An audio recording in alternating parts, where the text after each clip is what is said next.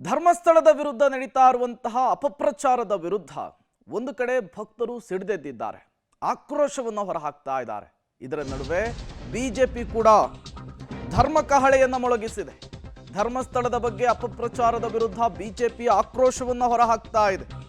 ಧರ್ಮಸ್ಥಳ ಕ್ಷೇತ್ರದ ಪರ ರಾಜ್ಯ ಬಿಜೆಪಿಯ ನಾಯಕರುಗಳು ನಿಂತಿದ್ದಾರೆ. ಬಿಜೆಪಿಯಿಂದ ಧರ್ಮಸ್ಥಳದೊಂದಿಗೆ ನಾವಿದ್ದೇವೆ ಎನ್ನುವಂತಹ ಯಾತ್ರೆ ಆರಂಭ ಆಗಿದೆ. ಧರ್ಮಸ್ಥಳಕ್ಕೆ ಬಿವೈ ವಿಜಯೇಂದ್ರ ಮತ್ತು ಶಾಸಕರು ಇವತ್ತು ಭೇಟಿ ಕೊಡ್ತಾರೆ. ಕೆಲವೇ ಕ್ಷಣಗಳಲ್ಲಿ ಶ್ರೀ ಮಂಜುನಾಥ ಸ್ವಾಮಿಯ ದರ್ಶನವನ್ನ ಬಿಜೆಪಿಯ ನಾಯಕರುಗಳು ಪಡಿತಾರೆ. ಮಂಜುನಾಥ ಸ್ವಾಮಿಯ ದರ್ಶನವನ್ನ ಮಾಡಿ ಷಡ್ಯಂತ್ರದ ವಿರುದ್ಧ ಸಮರವನ್ನ ಸಾರ್ತಾರೆ. ಡಾಕ್ಟರ್ ವೀರೇಂದ್ರ ಹೆಗಡೆ ಅವರನ್ನ, ಧರ್ಮಾಧಿಕಾರಿಗಳನ್ನ ಭೇಟಿ ಕೂಡ ಮಾಡ್ತಾರೆ.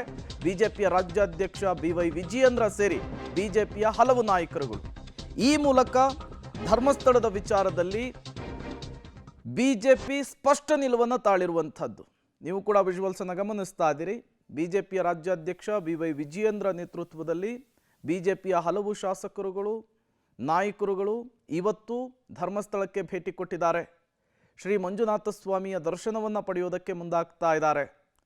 ನಿನ್ನೆಯಷ್ಟೇ SR ವಿಶ್ವನಾಥ್ ಅವರ ನೇತೃತ್ವದಲ್ಲಿ 300ಕ್ಕೂ ಹೆಚ್ಚು ಕಾರುಗಳಲ್ಲಿ 1000ಕ್ಕೂ ಹೆಚ್ಚು ಬಿಜೆಪಿಯ ಕಾರ್ಯಕರ್ತರು ಧರ್ಮಸ್ಥಳವನ್ನು ತಲುಪಿದ್ರು. ಶ್ರೀ ಮಂಜುನಾಥ ಸ್ವಾಮಿಯ ದರ್ಶನವನ್ನು ಪಡೆದಿದ್ರು. ನಾವು ಧರ್ಮಸ್ಥಳದ ಪರವಾಗಿದ್ದೇವೆ ಅನ್ನುವಂತಹ ಮೆಸೇಜನ್ನು ಪಾಸ್ ಮಾಡಿದ್ರು. ಈಗ ಬಿಜೆಪಿಯ ರಾಜ್ಯಾಧ್ಯಕ್ಷರಾದಂತಹ ಬಿವೈ ವಿಜಯೇಂದ್ರ, CT ರವಿ ಸೇರಿದಂತೆ ಹಲವು ನಾಯಕರುಗಳು ಧರ್ಮಸ್ಥಳಕ್ಕೆ ಭೇಟಿಯನ್ನು ಕೊಟ್ಟಿರುವಂಥದ್ದು. ಇನ್ನೇನು ಕೆಲವೇ ಕ್ಷಣಗಳಲ್ಲಿ ಶ್ರೀ ಮಂಜುನಾಥ ಸ್ವಾಮಿಯ ದರ್ಶನವನ್ನು ಬಿಜೆಪಿಯ ನಾಯಕರುಗಳು ಪಡಿತಾರೆ. ಈ ಮೂಲಕ ಶಕ್ತಿ ಮತ್ತು ಭಕ್ತಿಯ ಪ್ರದರ್ಶನವನ್ನು ಧರ್ಮಸ್ಥಳದಲ್ಲಿ ಬಿಜೆಪಿಯ ನಾಯಕರುಗಳು ಮಾಡೋದಕ್ಕೆ ಮುಂದಾಗ್ತಾ ಇದ್ದಾರೆ. ಛಲವಾದಿ ನಾರಾಯಣಸ್ವಾಮಿ ಅವರು ಕೂಡ ಆಗಮಿಸ್ತಾ ಇರೋದನ್ನು ನೀವು ಗಮನಿಸ್ತಾ ಇದ್ದೀರಿ.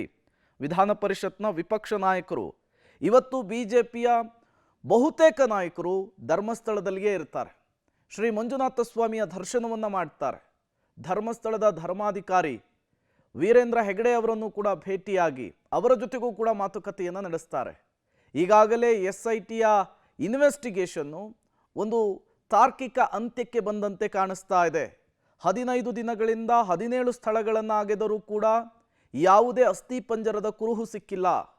ಯಾವಾಗ SITಯನ್ನು ರಾಜ್ಯ ಸರ್ಕಾರ ರಚನೆ ಮಾಡ್ತೋ ಆಗಲೇ ಬಿಜೆಪಿಯ ಹಲವು ನಾಯಕರುಗಳು ಇದಕ್ಕೆ ವಿರೋಧವನ್ನು ವ್ಯಕ್ತಪಡಿಸಿದ್ರು. ಯಾವುದೋ ವ್ಯಕ್ತಿ ಹೇಳ್ತಾನೆ ಅಂಥೇಳಿ ತನಿಖೆಯನ್ನು ನಡೆಸೋದು, SIT ರಚಿಸೋದು ಸರಿಯಲ್ಲ, ಇದು ಧಾರ್ಮಿಕ ಭಾವನೆಗೆ ಧಕ್ಕೆ ತರುವಂತಹ ಕೆಲಸ ಆಗುತ್ತೆ ಅನ್ನುವಂತಹ ಮಾತುಗಳನ್ನಾಡಿದ್ರು. ಅವತ್ತಿನಿಂದಲೂ ಕೂಡ ಬಿಜೆಪಿಯ ನಾಯಕರ ಸ್ಟ್ಯಾಂಡ್ ಇದೇ ಆಗಿತ್ತು. ಧರ್ಮಸ್ಥಳದ ವಿಚಾರದಲ್ಲಿ ಯಾವಾಗ SIT ರಚನೆ ಆಯಿತು, ತನಿಖೆ ಆಗಲಿ, ಪಾರದರ್ಶಕತೆಯ ಮೂಲಕ ಎಲ್ಲವೂ ಕೂಡ ಗೊತ್ತಾಗುತ್ತೆ, ಇನ್ವೆಸ್ಟಿಗೇಷನ್ ಮೂಲಕ ಎಲ್ಲವೂ ಗೊತ್ತಾಗುತ್ತೆ ಅಂಥೇಳಿ ಬಿಜೆಪಿಯ ನಾಯಕರುಗಳು ಹೇಳಿದರು. 15 ದಿನದಿಂದ ನಡೀತಾ ಇದ್ದಂತಹ ಉತ್ಖನನದ ಪ್ರಕ್ರಿಯೆಗೆ ಬ್ರೇಕ್ ಬಿದ್ದಿದೆ. ನಾಳೆ ಮಧ್ಯಂತರ ವರದಿಯನ್ನು SIT ಅಧಿಕಾರಿಗಳು ಸರ್ಕಾರಕ್ಕೂ ಕೂಡ ಸಬ್ಮಿಟ್ ಮಾಡೋದಕ್ಕೆ ರೆಡಿಯಾಗಿದ್ದಾರೆ. ಗೃಹ ಸಚಿವರು ನಾಳೆ ಇದೇ ವಿಚಾರವನ್ನು ಅಧಿವೇಶನದಲ್ಲಿ ಪ್ರಸ್ತಾಪಿಸಿ ಮಾತನಾಡುತ್ತಾರೆ. ಅದಕ್ಕೂ ಮೊದಲು ಬಿಜೆಪಿ ನಾಯಕರುಗಳು ಈಗ ಧರ್ಮಸ್ಥಳಕ್ಕೆ ಭೇಟಿಯನ್ನು ಕೊಟ್ಟಿರುವಂಥದ್ದು. ಮತ್ತಷ್ಟು ಡೀಟೇಲ್ಸ್ ಅನ್ನು ಕೊಡ್ತಾರೆ. ಧರ್ಮಸ್ಥಳದಿಂದ ದೀಪಕ್ ಜೈನ್ ನೇರ ಸಂಪರ್ಕದಲ್ಲಿ ಜಾಯ್ನ್ ಆಗಿದ್ದಾರೆ. ದೀಪಕ್ ಜೈನ್, ಭಕ್ತಿ ಮತ್ತು ಶಕ್ತಿಯ ಪ್ರದರ್ಶನವನ್ನ ಧರ್ಮಸ್ಥಳದಲ್ಲಿ ನಿಂತು ಬಿಜೆಪಿಯ ನಾಯಕರುಗಳು ಪ್ರದರ್ಶನವನ್ನ ಮಾಡ್ತಾ ಇದ್ದಾರೆ. ಯಾರ್ಯಾರು ಬಂದಿದ್ದಾರೆ, ಇವತ್ತು ಏನೇನು ಪ್ರೋಗ್ರಾಮ್ಗಳನ್ನು ಹಾಕೊಂಡಿದ್ದಾರೆ ಧರ್ಮಸ್ಥಳದಲ್ಲಿ ಬಿಜೆಪಿಯ ನಾಯಕರುಗಳು ಅಂತ ಹೇಳಿ? ಪ್ರೇಮ್ ಸೊರಬ, ಇವತ್ತು ಬಿಜೆಪಿಯ ದಂಡೆ ಧರ್ಮಸ್ಥಳ ದೇವಸ್ಥಾನದತ್ತ ಹರಿದು ಬಂದಿದೆ ಅನ್ನುವಂಥದ್ದು. ಕಳೆದ 18-20 ದಿವಸಗಳಿಂದ ಧರ್ಮಸ್ಥಳ ಕ್ಷೇತ್ರದ ವಿರುದ್ಧ ಅಪಪ್ರಚಾರ ಆಗ್ತಾ ಇತ್ತು, ಆ ಕ್ಷೇತ್ರದ ಧರ್ಮಾಧಿಕಾರಿಗಳ ವಿರುದ್ಧ ಅಪಪ್ರಚಾರ ಆಗ್ತಾ ಇತ್ತು ಅನ್ನುವಂತಹ ಹಿನ್ನೆಲೆ ಸೋಷಿಯಲ್ ಮೀಡಿಯಾಗಳಲ್ಲಿ ಚರ್ಚೆ ಆಗ್ತಾ ಇತ್ತು. ಆ ನಂತರ ಕಳೆದ 3-4 ದಿವಸಗಳಿಂದ ಸದನದಲ್ಲಿ ಚರ್ಚೆ ಆಗಿತ್ತು. ಇವತ್ತು ಬಹಿರಂಗವಾಗಿ ಎಲ್ಲಾ ನಾಯಕರುಗಳು, ಕಾರ್ಯಕರ್ತರು ಸಾವಿರಾರು ಸಂಖ್ಯೆಯಲ್ಲಿ ಧರ್ಮಸ್ಥಳ ದೇವಸ್ಥಾನದ ಮುಂಭಾಗ ಬಂದಿರುವಂಥದ್ದು. SR ವಿಶ್ವನಾಥ್ ಅವರು ಯಲಹಂಕದಿಂದ ಒಂದು 400 ಕಾರುಗಟ್ಟು ಬೈಕ್ಗಳ ಜೊತೆ ಹೊರಟಿದ್ರು. ಆ ಹೊರಟಂತಹ ಟೀಮು ನೇರವಾಗಿ ದೇವಸ್ಥಾನಕ್ಕೆ ಬಂದಿರುವಂಥದ್ದು. ಹಾಗಾಗಿ ನಿನ್ನೆಯಿಂದ ಕೂಡ ಇಲ್ಲಿ ಸಾವಿರಾರು ಸಂಖ್ಯೆಯಲ್ಲಿ ಜನ ಜಮಾಯಿಸಿದ್ದಾರೆ ಅನ್ನುವಂಥದ್ದು. ಇವತ್ತು BI ವಿಜಯೇಂದ್ರ ಅವರು, ಕ್ಯಾಪ್ಟನ್ ಬ್ರಿಜೇಶ್ ಚೌಟ, CT ರವಿ, ದಕ್ಷಿಣ ಕನ್ನಡ ಮತ್ತು ಉಡುಪಿಯ ಎಲ್ಲಾ ಶಾಸಕರುಗಳು ಇಲ್ಲಿ ಬಂದಿರುವಂಥದ್ದು. ಛಲವಾದಿ ನಾರಾಯಣಸ್ವಾಮಿ ವಿಪಕ್ಷದ ನಾಯಕರಾಗಿರ್ತಾರೆ ಪರಿಷತ್ನಲ್ಲಿ. ಇವರು ಈಗಾಗಲೇ ದೇವಸ್ಥಾನಕ್ಕೆ ಬಂದು ಇವತ್ತು ದೇವರ ದರ್ಶನವನ್ನ ಮಾಡಿದ್ದಾರೆ. ಪ್ರಮುಖವಾಗಿ ಇವತ್ತು ದೇವರ ದರ್ಶನದ ಜೊತೆಗೆ ವಿಶೇಷ ಪೂಜೆಯನ್ನ ದೇವಸ್ಥಾನದಲ್ಲಿ ಮಾಡುವಂಥದ್ದು. ಅದರ ಜೊತೆಗೆ ಧರ್ಮಸ್ಥಳ ಧರ್ಮಾಧಿಕಾರಿ ಡಾಕ್ಟರ್ ವೀರೇಂದ್ರ ಹೆಗ್ಡೆ ಅವರನ್ನ ಭೇಟಿ ಮಾಡಿ ಈ ಕುರಿತಂತೆ ಮಾತುಕತೆಯನ್ನ ಮಾಡಲಿಕ್ಕಿದ್ದಾರೆ. ಬೆಳಗ್ಗಿನ ವಿಶೇಷ ದರ್ಶನವನ್ನ ಪಡೆದು ವಿಶೇಷ ಪೂಜೆಯಲ್ಲಿ ಅವರು ಪಾಲ್ಗೊಳ್ತಾರೆ ಅನ್ನುವಂಥದ್ದು.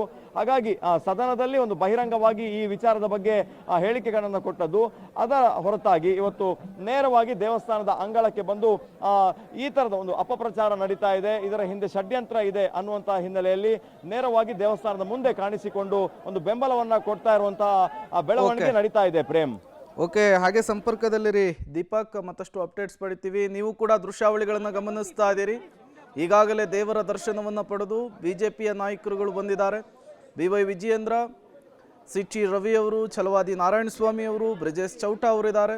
ಎಲ್ಲರೂ ಕೂಡ ಧರ್ಮಸ್ಥಳಕ್ಕೆ ಭೇಟಿಯನ್ನು ಕೊಟ್ಟಿರುವಂಥದ್ದು. MLCಗಳು, ಸಂಸದರು, ಶಾಸಕರುಗಳು ಎಲ್ಲರನ್ನೂ ಕೂಡ ಬಿಜೆಪಿಯ ರಾಜ್ಯಾಧ್ಯಕ್ಷ BY ವಿಜಯೇಂದ್ರ ಅವರು ಧರ್ಮಸ್ಥಳಕ್ಕೆ ಕರೆದುಕೊಂಡು ಹೋಗಿರುವಂಥದ್ದು. ಶ್ರೀ ಮಂಜುನಾಥ ಸ್ವಾಮಿಯ ದರ್ಶನವನ್ನು ಈಗಾಗಲೇ ಪಡೆದಿದ್ದಾರೆ. ಈಗಾಗಲೇ ಒಂದು ಕಡೆ ಭಕ್ತರು ಧರ್ಮಕಹಳೆಯನ್ನು ಮೊಳಗಿಸಿರುವಂಥದ್ದು, ಮತ್ತೊಂದು ಕಡೆ ಧರ್ಮಸ್ಥಳಕ್ಕೆ ವ್ಯಾಪಕ ಬೆಂಬಲ ಕೂಡ ವ್ಯಕ್ತವಾಗ್ತಾ ಇದೆ. ಈಗ ಬಿಜೆಪಿಯ ನಾಯಕರುಗಳ ದಂಡು ದೊಡ್ಡ ಮಟ್ಟದಲ್ಲಿ ಧರ್ಮಸ್ಥಳಕ್ಕೆ ಹರಿದು ಬಂದಿರುವಂಥದ್ದು. ಶ್ರೀ ಮಂಜುನಾಥ ಸ್ವಾಮಿಯ ದರ್ಶನವನ್ನು ಪಡೆದು ಬಿಜೆಪಿ ರಾಜ್ಯಾಧ್ಯಕ್ಷರಾದಂತಹ BY ವಿಜಯೇಂದ್ರ ಸೇರಿ ಹಲವರು ಈಗ ಬಂದಿದ್ದಾರೆ. ರಾಜ್ಯ ಸರ್ಕಾರ SIT ತನಿಖೆಗೆ ಆದೇಶ ಮಾಡಿದಾಗ ಭಾರತೀಯ ಜನತಾ ಪಾರ್ಟಿ ನಾವು ಸ್ವಾಗತವನ್ನು ಮಾಡಿದ್ದೇವೆ. ತನಿಖೆ ಪಾರದರ್ಶಕವಾಗಿ ಆಗಬೇಕು, ಏನು ಅನುಮಾನಗಳು ಹುಟ್ಟಿ ಹಾಕಿದ್ದಾವೆ ಎಲ್ಲವೂ ಕೂಡ ಇತ್ಯರ್ಥ ಆಗಬೇಕು ಅನ್ನುವ ಅಪೇಕ್ಷೆಯನ್ನು ಕೂಡ ನಾವು ಎಲ್ಲರೂ ಕೂಡ ವ್ಯಕ್ತಪಡಿಸಿದ್ವಿ. ಇವತ್ತು ತನಿಖೆ ನಡೀತಾ ಇರ್ತಕ್ಕಂಥ ಸಂದರ್ಭದಲ್ಲಿ ಅನೇಕ ಗೊಂದಲಗಳು, ಅಪಪ್ರಚಾರಗಳು ಸಾಮಾಜಿಕ ಜಾಲತಾಣಗಳಲ್ಲಿ ಯಥೇಚ್ಛವಾಗಿ ನಡೀತಾ ಇದೆ. ಕೆಲವು ಹೇಳಿಕೆಗಳನ್ನು ನಮ್ಮ ಮಾಧ್ಯಮದ ಸ್ನೇಹಿತರು ಕೂಡ ಗಮನಿಸಬೇಕು. ಮೊದಲನೇದಾಗಿ ಉಸ್ತುವಾರಿ ಆಗಿರುವಂಥ ದಿನೇಶ್ ಗುಂಡೂರಾವ್ ಅವರು ಇವತ್ತು ಲೆಫ್ಟಿಸ್ಟ್ ಕೆಲವು ಗುಂಪುಗಳೇನಿದ್ದಾವೆ ಅವರ ಒತ್ತಡಕ್ಕೆ ಮಣಿದು ನಾವು ಇದಕ್ಕೆ ತನಿಖೆಗೆ ಆದೇಶ ಮಾಡಿದ್ದೇವೆ ಅನ್ನೋ ಮಾತನ್ನು ಕೂಡ ಹೇಳಿದ್ದಾರೆ. ಸ್ವತಃ ಈ ರಾಜ್ಯದ ಉಪಮುಖ್ಯಮಂತ್ರಿಗಳು DK ಶಿವಕುಮಾರ್ ಅವರು ಇದರ ಹಿಂದೆ ಒಂದು ಷಡ್ಯಂತ್ರ ಅಡಗಿದೆ ಅನ್ನೋ ಮಾತನ್ನು ಅವರು ಕೂಡ ಉಲ್ಲೇಖ ಮಾಡಿದ್ದಾರೆ. ಇವತ್ತು ನಾವಿಲ್ಲಿ ಬಂದಿರತಕ್ಕಂಥದ್ದು ನಾವು ಇಷ್ಟೇನೆ, ಇವತ್ತೇನು ತನಿಖೆ ನಡೀತಾ ಇದೆ, ತನಿಖೆಯ ಬರದಲ್ಲಿ ಏನು ಅಪಪ್ರಚಾರಗಳು ನಡೀತಾ ಇದೆ, ಈ ಅಪಪ್ರಚಾರಕ್ಕೆ ಕಡಿವಾಣ ಆಗ್ತಕ್ಕಂಥ ಕೆಲಸ ಯಾರು ಮಾಡಬೇಕು? ರಾಜ್ಯ ಸರ್ಕಾರವೇ ಮಾಡಬೇಕಾಗಿತ್ತು. ರಾಜ್ಯ ಸರ್ಕಾರ ಈ ಅಪಪ್ರಚಾರಗಳಿಗೆ ಕಡಿವಾಣ ಹಾಕ್ದೇನೆ ಇವತ್ತು ಅಪರಾಧವನ್ನೇ ಎಸಗಿದೆ. ನಾನಿವತ್ತು ರಾಜ್ಯದ ಮುಖ್ಯಮಂತ್ರಿಗಳಿಗೆ ಏನು ಅಪಪ್ರಚಾರಕ್ಕೆ ಇವತ್ತು ಕಡಿವಾಣ ಹಾಕದೇ ಇರತಕ್ಕಂಥ ಸಂದರ್ಭದಲ್ಲಿ ರಾಜ್ಯದ ಮುಖ್ಯಮಂತ್ರಿಗಳಿಗೆ ನಾಡಿನ ಜನತೆ ಒಂದು ಕ್ಷಮೆನ ಕೇಳಬೇಕು ಅಂತೇಳಿ ನಾನು ಈ ಸಂದರ್ಭದಲ್ಲಿ ಆಗ್ರಹ ಮಾಡ್ತಾ ಇದ್ದೇನೆ. ಭಾರತೀಯ ಜನತಾ ಪಾರ್ಟಿ ಈ ವಿಚಾರದಲ್ಲಿ ರಾಜಕಾರಣ ಮಾಡ್ತಾ ಇಲ್ಲ. ಆದರೆ ಧರ್ಮಸ್ಥಳ ಶ್ರೀ ಕ್ಷೇತ್ರ ಧರ್ಮಸ್ಥಳ ಮಂಜುನಾಥೇಶ್ವರರ ಬಗ್ಗೆ, ಅಣ್ಣಪ್ಪ ಸ್ವಾಮಿ ಬಗ್ಗೆ ಏನು ಈ ರೀತಿ ಅಪಪ್ರಚಾರದ ಮುಖೇನ ಅಸಂಖ್ಯಾತ ಭಕ್ತರಲ್ಲಿ ಒಂದು ರೀತಿ ಗೊಂದಲವನ್ನು ಸೃಷ್ಟಿ ಮಾಡ್ತಕ್ಕಂಥ ಷಡ್ಯಂತ್ರವು ಕೂಡ ಇದರಿಂದ ಅಡಗಿದೆ.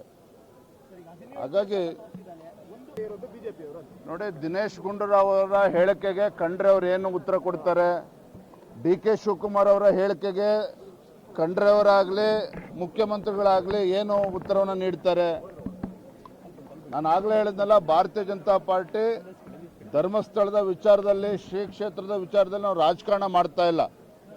ಆದರೆ ಇವತ್ತು ಅಸಂಖ್ಯಾತ ಭಕ್ತರಲ್ಲಿ ಇವತ್ತೇನು ಗೊಂದಲ ಸೃಷ್ಟಿ ಮಾಡ್ತಕ್ಕಂಥ ಒಂದು ಷಡ್ಯಂತ್ರ ಇದರಿಂದ ಅಡಗಿದೆ, ಅಪಪ್ರಚಾರಗಳೇನು ನಡೀತಾ ಇದೆ, ಇದ್ರ ಬಗ್ಗೆ ರಾಜ್ಯ ಸರ್ಕಾರ ಯಾಕೆ ಇನ್ನೂ ಎಚ್ಚೆತ್ತುಕೊಂಡಿಲ್ಲ? ಇವತ್ತು DK ಶಿವಕುಮಾರ್ ಉಪಮುಖ್ಯಮಂತ್ರಿಗಳು ಸಂದರ್ಭ ಬಂದಾಗ ಷಡ್ಯಂತ್ರ ಬಹಿರಂಗಪಡಿಸ್ತೇವೆ ಅಂತ ಹೇಳಿದ್ದಾರೆ. ಯಾಕೆ ಇನ್ನೂ ಸಂದರ್ಭ ಬಂದಿಲ್ವಾ? ಹಾಗಾದರೆ ಇನ್ನೆಷ್ಟು ಅಪಪ್ರಚಾರಗಳು ನಡಿಬೇಕಾಗಾದ್ರೆ ಇನ್ನೂ ಸಂದರ್ಭ ಬಂದಿಲ್ವಾಗಾದ್ರೆ DK ಶಿವಕುಮಾರ್ ಅವ್ರಿಗೆ?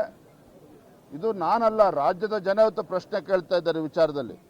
ಹಾಗಾಗಿ ರಾಜ್ಯ ಸರ್ಕಾರ ಇದ್ರ ಬಗ್ಗೆ ಉತ್ತರವನ್ನು ನೀಡಬೇಕಾಗ್ತದೆ. ಇವತ್ತು ಯಾರು ಆರೋಪಿಗಳು ಇವತ್ತು ಆರೋಪವನ್ನು ಮಾಡ್ತಕ್ಕಂಥ ವ್ಯಕ್ತಿಗಳೇನಿದ್ದಾರೆ, ಇದರಿಂದ ಇರ್ತಕ್ಕಂಥ ಶಕ್ತಿಗಳು ಯಾವ್ಯಾವ ಇದ್ದಾವೆ, ಇದ್ರ ಬಗ್ಗೆನೂ ಕೂಡ ಸಮಗ್ರವಾಗಿ ತನಿಖೆ ಮಾಡಬೇಕಾಗ್ತದೆ ರಾಜ್ಯ ಸರ್ಕಾರ.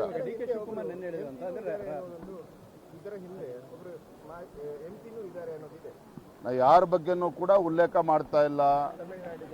ರಾಜ್ಯದ ಒಬ್ಬ ಜವಾಬ್ದಾರಿ ಸ್ಥಾನದಲ್ಲಿರ್ತಕ್ಕಂಥ ಮಾನ್ಯ DK ಶಿವಕುಮಾರ್ ಅವರು ಮೊನ್ನೆ ಸದನದಲ್ಲೂ ಕೂಡ ಹೇಳಿದ್ದಾರೆ, ನಾನು ಕೂಡ ಧರ್ಮಸ್ಥಳದ ಈ ಮಂಜುನಾಥೇಶ್ವರನ ಪರಮ ಭಕ್ತ ಇದ್ದೇನೆ ಅನ್ನೋದನ್ನು ಹೇಳಿದ್ದಾರೆ. ಅವ್ರು ನಿಜವಾಗ್ಲೂ ಕೂಡ ಪರಮ ಭಕ್ತರಾಗಿದ್ದರೆ ತಡ ಮಾಡ್ದೇನೆ ಯಾರ್ಯಾರು ಪಿತೂರಿ ಮಾಡ್ತಾ ಇದ್ದಾರೆ, ಇದರಿಂದ ಈ ಷಡ್ಯಂತ್ರದಿಂದ ಯಾರ್ಯಾರಿದ್ದಾರೆ, ಅದು ಸಂಸದರು ಇರ್ಬೋದು, ಯಾರೇ ಇರ್ಬೋದು, ಆ ಷಡ್ಯಂತ್ರವನ್ನು ಬಹಿರಂಗಪಡಿಸಬೇಕು ಅನ್ನೋದನ್ನು ಆಗ್ರಹ ಮಾಡ್ತಾರೆ.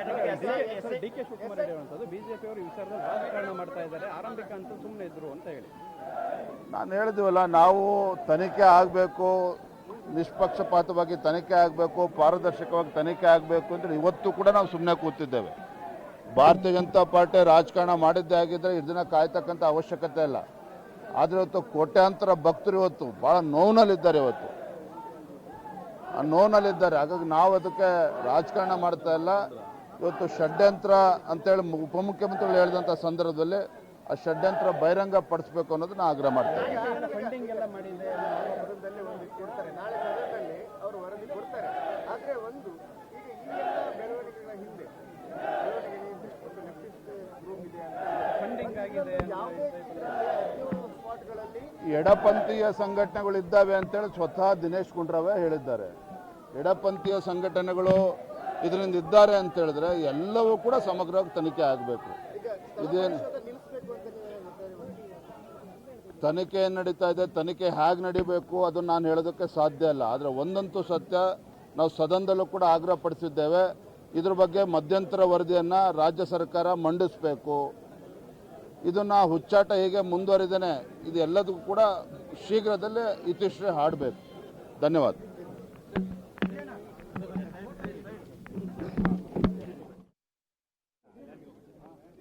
ಬಿಜೆಪಿಯ ಸ್ಟ್ಯಾಂಡ್ ಕ್ಲಿಯರ್ ಆಗಿದೆ. ಮಧ್ಯಂತರ ವರದಿಯನ್ನು ಜಾರಿ ಮಾಡಬೇಕು, ಆತನ ಮೂಲವನ್ನು ಕೆದಕುವಂತಹ ಕೆಲಸ ಆಗಬೇಕು, ಜೊತೆಗೆ ತನಿಖೆ ಪಾರದರ್ಶಕವಾಗಿ ಸತ್ಯಾಸತ್ಯತೆ ಏನಿದೆ ಅದನ್ನು ಹೊರತರುವಂತಹ ಕೆಲಸ ಆಗಬೇಕು. ಅದರ ಜೊತೆಗೆ ತನಿಖೆ ನಡೀತಾ ಇರುವಂತಹ ಸಂದರ್ಭದಲ್ಲಿ ಧರ್ಮಸ್ಥಳದ ವಿಚಾರದಲ್ಲಿ ಆಗ್ತಾ ಇರುವಂತಹ ಅಪಪ್ರಚಾರ, ಶ್ರೀ ಕ್ಷೇತ್ರದ ವಿಚಾರದಲ್ಲಿ ಆಗ್ತಾ ಇರುವಂತಹ ಸುಳ್ಳು ಸುದ್ದಿ ಹರಡುವಂತಹ ವಿಚಾರವನ್ನು ಬ್ರೇಕ್ ಹಾಕುವಂತಹ ಕೆಲಸ ಮಾಡಬೇಕಿದೆ. ನಾವು ಈ ನೆಲದ ಕಾನೂನನ್ನು ಗೌರವಿಸುವರು, ಸಂವಿಧಾನವನ್ನು ಗೌರವಿಸುವರು.